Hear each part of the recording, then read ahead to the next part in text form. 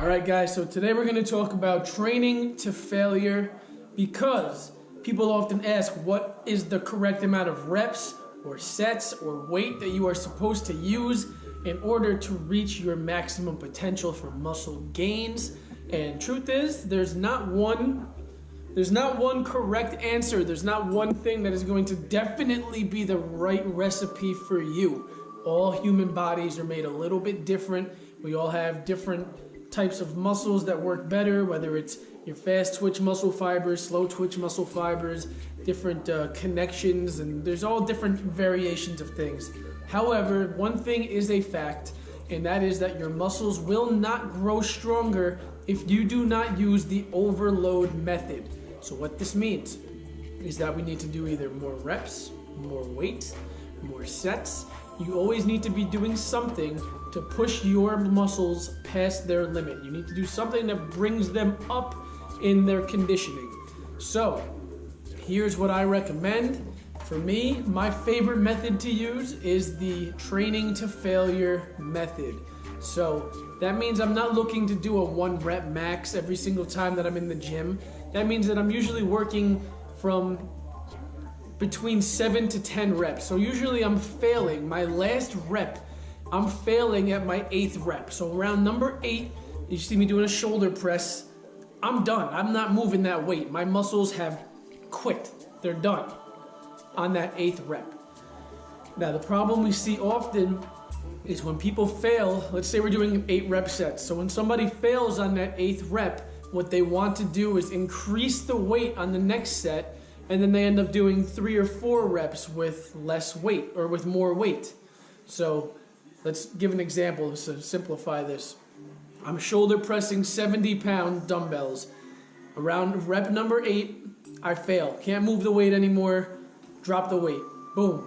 Failed. Now I'm going to go down to either 60 or 65 pounds. And I'm going to do that 8 rep set again. I'm going to do 8 reps and fail on that 8th rep. That's how I know I'm training to actual failure. Because if I do 70 for 8 reps, then I go up to 80 and I can only do 4 reps, that's not overloading your muscles in the proper way where you're going to see the most substantial strength gains. Yes, you will see some gains from doing that, but it's scientifically not the best way to gain muscle.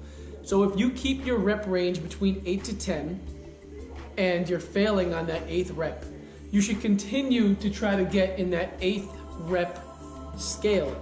So keep dropping the weight rather than increasing it in order to see your muscles pushing, and I guarantee you'll be twice as sore as you normally are from just increasing the weight.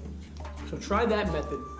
That's how I like to train to failure. So try that 8 to 10 reps, failing on the 8th rep, and then decreasing the weight so you continue to fail on the 8th rep. Now keep in mind what failure is. That means if you're able to do 8 reps comfortably, you have to increase the weight. Because if you're not failing on that 8th rep, then you're cheating yourself. You're not overloading your muscles. And overall, that would be considered a warm-up. You did nothing to really push your muscles. You didn't overload them. So I'm not going to say you're wasting your time because you're still burning calories, but you're not exactly building muscle by just going through the motions.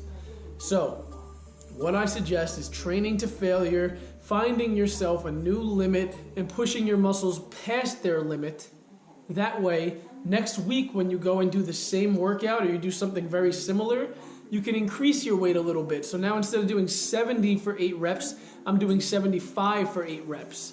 And I'm dropping it to 70 to do 8 reps again on the next set. And you'll slowly see yourself increasing those numbers and doing the same amount of reps. And that, my friends, is what real strength gains are. That's how you know you're gaining strength. That's how you know your routine is working. Rather than going from 70 to 85 and doing 2 or 3 reps, that's not really going to get you the most substantial gains, the best conditioning, the best appearance. That's the way that I think you should try training. Training to failure. This isn't a powerlifting method. I know that there's some people that lift much differently than this, and by all means, I respect every style of lifting, whether it's CrossFit, sure, deadlifting, in powerlifting where you're doing, one rep a lot, you're doing one rep often, and you take a long rest period in between, that's great. If that's your style of lifting, then, by all means, go ahead. But I'm talking about people that are trying to increase their lean muscle mass, their aesthetics, and their strength all in one.